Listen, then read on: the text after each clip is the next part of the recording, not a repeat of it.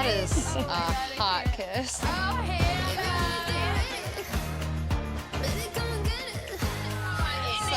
Charlie. Charlie, no, look! I have to say this was a great episode. This was a great episode. I really loved the challenge. I thought it was hot. I really thought it was hot. I really liked it. I thought it was very sexy. So I thought it was cute. And seeing how people reacted to the bombshells was amazing. I think these were very good bombshells to bring in. You want someone who will tempt another person to leave their partner. You don't want to bring in people whereby everyone just looks at him and just says, oh no, that's not it, I'd rather be comfortable where I am. So it was cute to see people's personalities come out. It was cute to actually have everyone appear to have an amazing time and to have people step out of their shells. Oh my God, I was pleasantly surprised by Sierra and Hana. But anyway, hey there, thanks for stopping by. Welcome to my channel. If you're new here, don't forget to subscribe, click the like button, turn on the notification bell for when I upload new videos, and definitely leave a comment. In this episode, I'll be reviewing Love Island USA, Season 7, Episode 8. So the conversation between Huda and Jeremiah continues. Personally, I don't get it. I don't think it's that big a deal that they need to go on and on about it. Yes, he was upset about the comments made, but people have every right to question that. Are the two of you on the same wavelength? You're busy calling each other mommy and daddy. You're busy making it seem like you're solid, but there is this elephant in the room that you haven't addressed with anybody else or got a second opinion. So I get where the guys were coming from. Yes, maybe the way they presented it to him wasn't the best, and maybe it was embarrassing for him. That's why he sort of threw a tantrum, but as long as they made up, that's good. You have this sort of conversation by the fire pit. Everybody's at the fire pit. Shelley comes, she's got some cream on her, and then Ace licks it off. I thought that was disrespectful, regardless of what was going on. I thought it was disrespectful because Shelley is in her couple with Austin. She's focused on that couple with Austin. The idea that she's allowing, Ace to do that doesn't sort of compute in my head. I don't know why she continues to give him opportunities to sort of embarrass her, because Ace is always going to be Ace, and I don't think he's ready for a serious committed relationship unless Shelley just wants a hookup. Then fine. Otherwise, if she's after a serious relationship, I don't think Ace is it for her. You have Austin go off with Charlie. He's busy venting. He doesn't like what he sees. And it's like, at some point, yes, I understand he needs to stay in the villa. He needs to stay in a couple.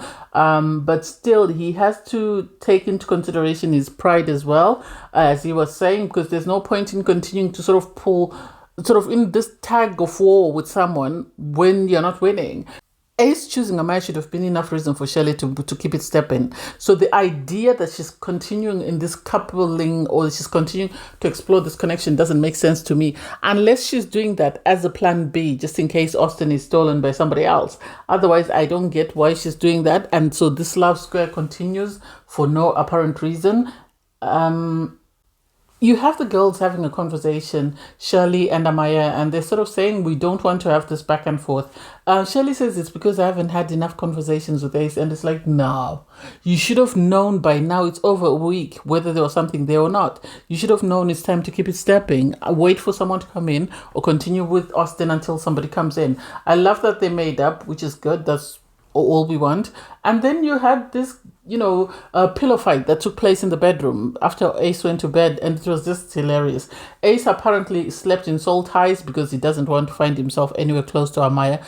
I don't think Ace likes somebody holding him accountable. So the fact that Amaya was trying to hold his feet to the fire is something that was upsetting for him, and this is why he doesn't want anything to do with her. Had she been gullible and had she just been bouncing about and sort of taking whatever little crumbs he gave her, he would have been happy with her. But because she stood up for herself and she sort of tried to sort of hold his feet to the fire and called him out on some of his bad behaviors, this is why he's throwing a fit.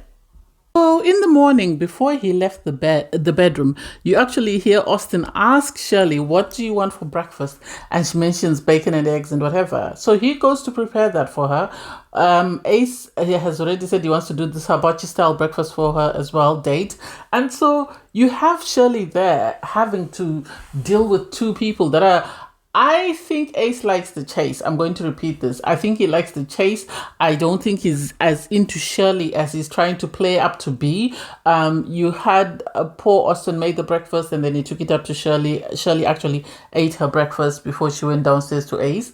And so I didn't like it personally. I didn't like it because after Austin took the breakfast up to Shirley, you had the guys ask him, "Oh, who's that breakfast for? Was that for Shirley?" And he said, "Yeah." And Ace is saying, "Oh, but he knows that I'm preparing this hibachi date." Yes, you are preparing this hibachi date, but she hasn't broken things off with Austin. She's in a couple with Austin. She was asked by Austin, "What do you want?" She told Austin what she wanted, and Austin is just doing as his partner wants. So you and your hibachi style food need to take several seats. I didn't get that, and I was just so furious because I thought it was inappropriate. She came down for the hibachi style breakfast.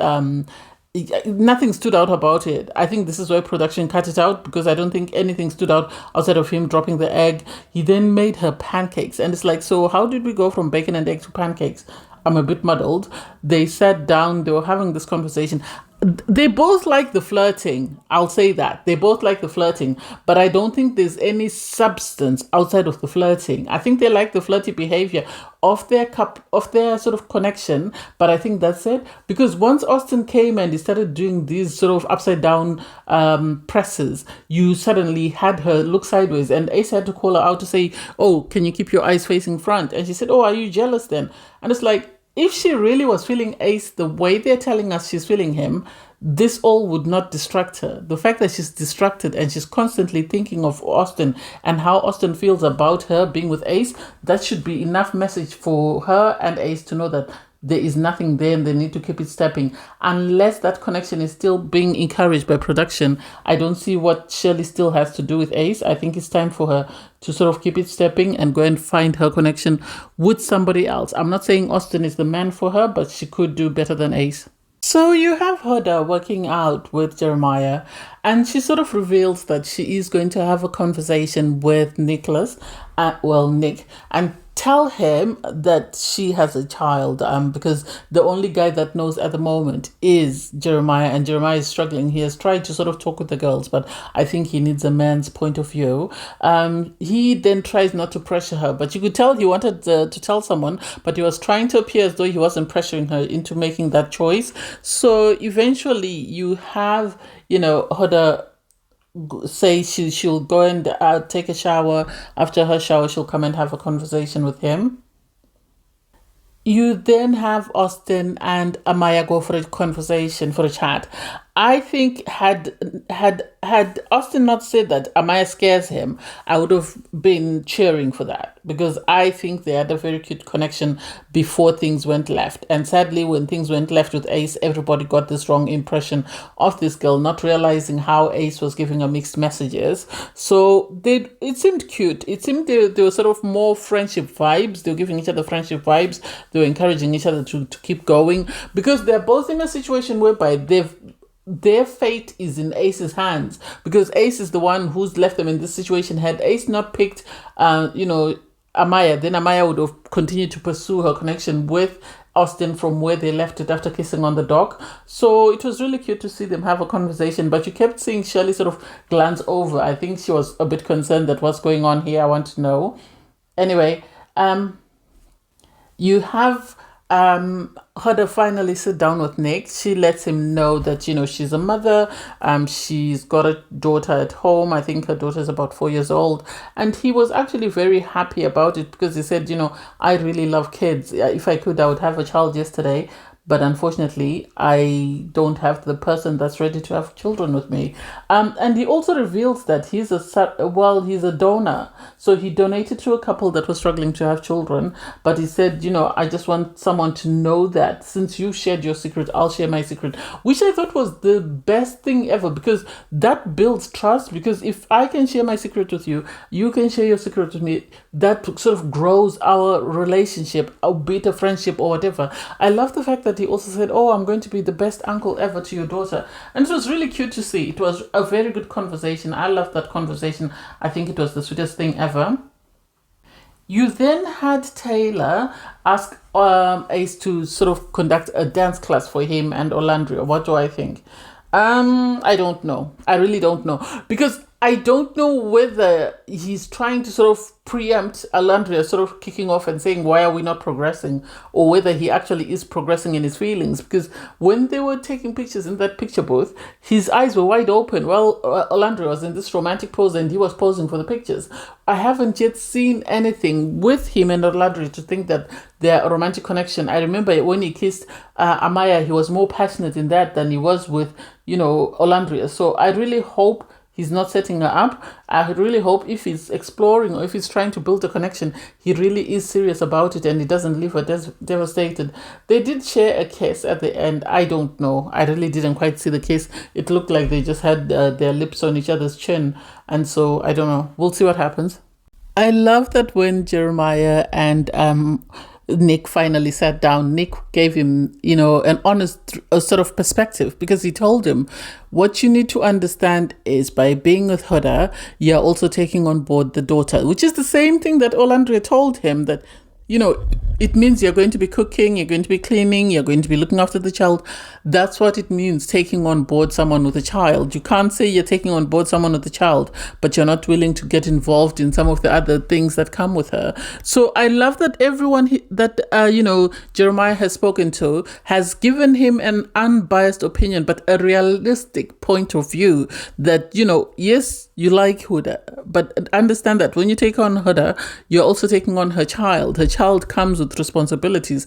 Her child comes with another set of family members that you need to also take into consideration, especially if the dad is very involved. If the dad was not involved, it's one thing, but if the dad is involved, then you need to look at that aspect of it and ask yourself, am I willing to put up with this? If you are, then you keep it stepping. You have Shirley sit down for a conversation with Austin, and she was telling Austin, I'm open to getting to know you. I'm open to getting to know Ace. The thing is, when I'm with Ace, I worry about you. And personally, I don't get why Shirley can't make a decision. At this point in time, it seems Austin is the better of two evils. So she might as well stay with Austin until a bombshell comes in. Once a bombshell comes in, then she can see if she can establish a connection with them and keep it stepping. Otherwise, there's no point in her continuing to show interest in someone who it took him a very long time to start. Austin, I love that he's being patient. He's listening. He's not arguing. He's not fighting. He's not clashing with anyone. But he's just being patient and he's sort of getting advice from his friend Charlie on how to handle the whole situation. And I also like that he was able to verbalize that I'm not happy, with him licking ice off you and stuff. Yeah, that's not a good look. That wasn't good. That was bad. And the two of them were really bad for doing that. We have Charlie and Hana sit down for a conversation. They are really cute. They're doing very well. I think we barely get to see them because they're just a peace-loving couple. On her part, Hana says, she's normally into toxic relationships, and somehow Charlie calms her down. Charlie, on his part, says, since you walked into the villa, I've been sleeping very well. You've made me feel very comfortable and safe. So I love it for them. I really love it. We need to have at least one peaceful couple just to give us hope that people do find love on these shows. You then have Shelley sit down for a chat with Olandria, and she was sort of telling Olandria that I'm in this sort of hamster wheel and I don't know who I'm going to pick. I wish Olandria had dissected that with her. I wish she had just actually dissected it with her and just told her Ace is not it. Yes, she brought up the issue that her concern is that it took Ace a long time to sort of get the ball rolling. That should be a big red flag in the sense that he knew from day one when he saw you that he knew you. He knew from day one that there was this spark there. Why didn't he do anything until things failed with Amaya? Make it make sense? He only started putting pressure once things failed with Amaya. So had things worked out for him and Amaya, he would not be putting pressure on you. So I don't get why you're continuing to entertain this boy. You have Hana having a conversation with Sierra, and she's just talking about the fact that she's very anxious, she's very worried.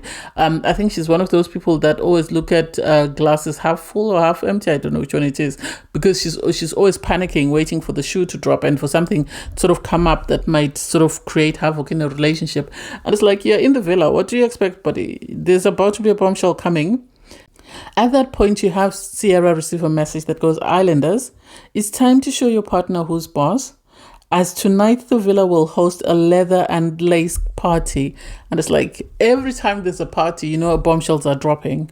So the islanders get ready for the night, and it was hilarious to hear, what's his name, Austin, say, "I want to put some padding just to look a bit extra." And so they got their drinks, sat by the fire pit, and Ariana Maddox arrived. Ariana is living her best life. This is really loving your job and enjoying your job. Her outfit was amazing. I didn't hear Ace's reaction. I think it was not PG. This is why we're not shown, because every time he's seen Ariana, he's always been excited. And because she had dark hair, nobody recognized her for a bit. They thought she was a bombshell until she started speaking and asking them to come to the fire pit. So they went to the fire pit, and at the fire pit, they were told they were going to play a game. I really loved this game. I thought it was sexy. I really think it was sexy. And so they got these sort of X's on a rotating stand, whereby either the girl or the boy would stand on one side. So initially, they got the boys to stand on those, so the girls would come out, put their guy on the stand, and then do whatever they wanted, whip them or whatever, with feather dust or whatever they wanted to do. It was really quite sexy and cute to watch. And so everybody tried their best. I think it was a bit awkward for people like Amaya and Ace, because they're not in a very good couple, and so she couldn't do anything. I think had she been in a romantic couple, I think she would have gone over the top. So I can't wait. Hopefully she stays in long enough for that dance thing that they normally do on the show. So all the guys got to stand on that pivotal stand, and then their partners came round and did their little sexy dances, kissed them, and it was really cute and sexy to watch. And then once they stood there and all the guys were on their X's, Ariana then said she had a surprise. She had brought some presents for them. And so out came, obviously it's going to be a bombshell. When they say a present, it's a bombshell. So they brought out two guys. I think the guys look good. I love their build. And when you have someone like Taylor who's busy messing around with Olandria, I really hope Olandria pays attention. So first to come out was Pepe. Pepe is 26. He was born in Madrid, Spain. He moved to LA at the age of 3, and he said his eye is on Hana and Sierra. And I'm like, poor Nick, why would you do this to Nick?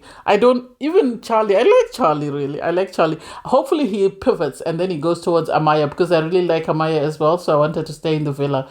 I think at the moment, none of the girls is annoying enough outside of Huda at times for me to say I want them to go home. So he then went round. First they got the girls on the stands, then he went round and he kissed. And you could tell who he liked and who he didn't. He really didn't go in with Olandria, neither did he go in with Shirley. I noticed that. So I guess they're not in the top of his queue. Neither did he go in with Amaya. I don't think she's one of his favorites. He tried, but it was totally different, especially to Sierra and Hana, given the fact that he had said, they were his top two. He did go in on Huda, and I was surprised. I thought she would want to just pack the guys, but hey, it is what it is. Next up was Jaylen. He is 27. He's from Georgia, and he says his number one is Olandria. He came in, he went all in on Olandria. He really took it to town. And Hana was shooketh to the core. And Huda was shooketh to the core. She completely forgot about her partner, and she was shooketh to the core, in my opinion. I think if she were to get the right type of guy, she would be gone. She would be. And I think if he were to put pressure, Huda's head, there's a possibility it might turn. So I think Nick, to some extent, might be right that she doesn't feel sort of Jeremiah as much as he does feel her. So once the guys had gone round, you have Ariana reveal that, she has brought a present for the guys as well. So the guys had to be rotated, and out came Iris.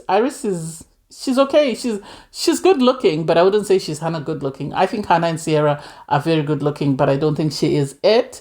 I also think Iris is quite a pretty looking girl. So she came out and she said on her top two were Jeremiah and Nick, and it's like, production are crazy. How could they do that to poor Jeremiah? He's barely managed to keep his head above water.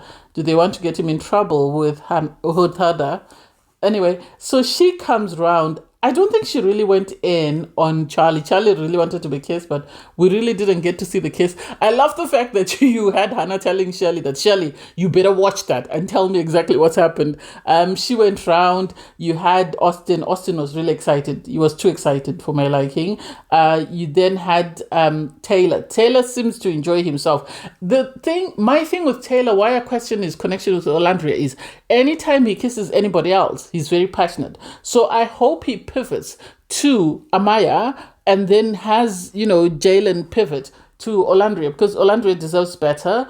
And then she finished. Well, Ace, I was surprised. Mr. No physical touch, blah blah blah. He went in on that kiss, and it's like, so why were you telling this girl that you're not into physical touch or intimacy immediately? You need time for you to grow, and yet you're having your tongue down somebody else's throat within 5 minutes of just meeting them.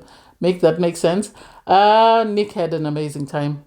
Nick had a ball. Even Jeremiah had a ball. And you had Huda sort of turn around and tell her to step off. And it's like, why are we doing this? I agree with Jeremiah that it's a double standard. When she was being kissed, he didn't say anything. Suddenly he is being kissed. Now she has a voice and she has an opinion. That I didn't like as well. I have to agree, I didn't like. But it was a very cute and sexy scene, so I can't wait to see in the next episode what happens once they've taken them off the stands, because obviously they're going to come off the stands and then it's going to be aux galore, because people are going to have to sort of explain to their partners why they behaved the way they behaved. The likes of Taylor, I am side-eyeing you. Thanks guys for watching. Please don't forget to like, share, comment and subscribe, and click the link in my video to watch my review from episode 7. Bye guys.